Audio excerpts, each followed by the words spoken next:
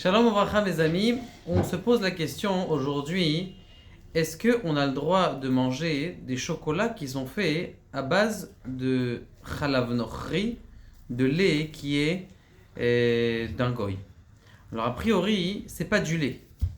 C'est pas du lait, c'est avkat chalav nochri, c'est-à-dire c'est de la poudre de lait. D'ailleurs en Israël, sur les chsherim, il est marqué ici lait ochle avkat chalav nochri. Qu'on dirait qu'il y a plusieurs sortes de juifs. Il y a des juifs qui mangent, ceux qui mangent, il y a des juifs qui mangent du chalav nochri, des gens qui mangent que de la poudre de chalav nochri. Il y en a qui mangent. Bon, c'était une blague du Rav de Oyou, il avait dit ça une fois. Qu'on dirait il y a plusieurs sortes de juifs.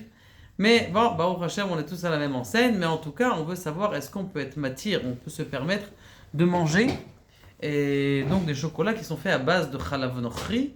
Donc ça veut dire qu'a priori tout est kasher, sauf que le avkat chalav nochri, il vient d'un goy, il n'a pas été surveillé par un goy.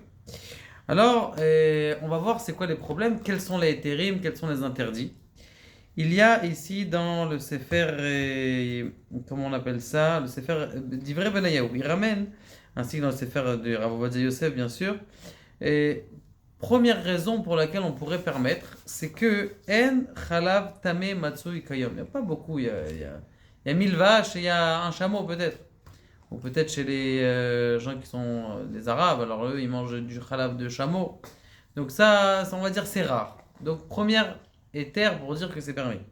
Deuxième chose, s'ils trouvent un chameau dans une étable où il y a plein de vaches, eh bien la même chala, ils vont dire qu'est-ce que vous faites du lait de chameau, mais qu'est-ce que c'est ça, c'est interdit.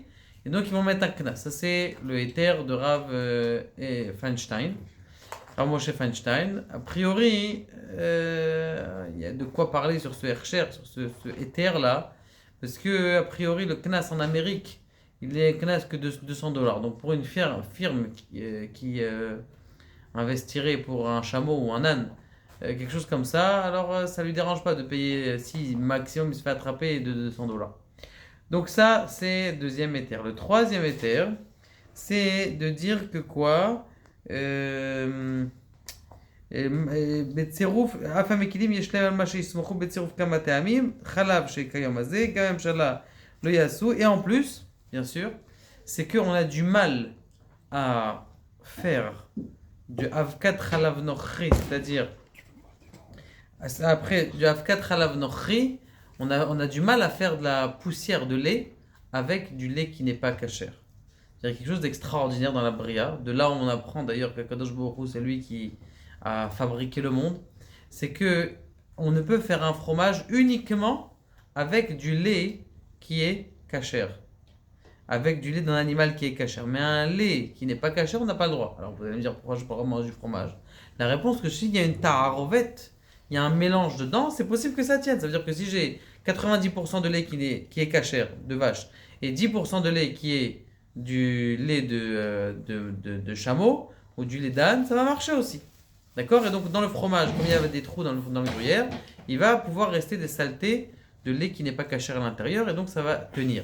Maintenant, pour ça, ça marche pas le chalav nochri. La même chose, le avkat chalav nochri, du coup, on n'arrive pas à le sécher et à de le rendre homogène uniquement que quand il y a dedans du chalav, du lait de vache. Donc a priori, tout ça nous font que c'est permis. Le problème, il est comme ça. Il est que Baruch Hashem, aujourd'hui, vous regardez dans les super, il ne manque pas de chocolat. D'ailleurs, il y en a trop. On est déjà dans Ad Belidai. Et c'est dommage, d'ailleurs, de manger tellement de ces chocolats-là, d'aller chercher encore un chocolat, de trouver un chocolat qui n'est pas kasher. Donc, il y en a plein. Donc, en plus de ça, le Shulchan Aruch, il dit que c'est une gzera. Ça veut dire quoi une gzera?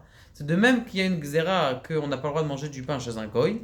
La même chose, il y a une gzera qu'on n'a pas le droit de manger un Kinder Bueno ou de manger quelque chose. Même si on a donné des térim qui sont solides, quand même du fait que miyot tov, miyot rat yetov, qu'il te manque juste une petite différence entre le bien et le tov. Donc pourquoi tu vas te...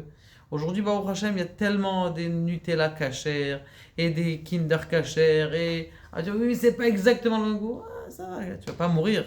Parce que, surtout que c'est une gzera qui est marquée dans le Shulchan Aruch. Donc, il n'y a pas lieu d'être mékel pour quelqu'un qui est en bonne santé. Aval.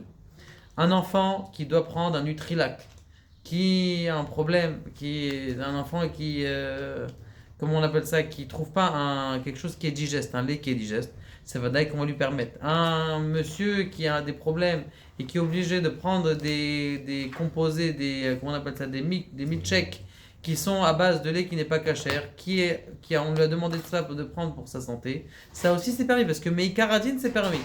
Mais si c'est pour manger du chocolat, alors vaut mieux éviter, c'est le mieux. Baruch Adonai, la Olam, Amen, Amen.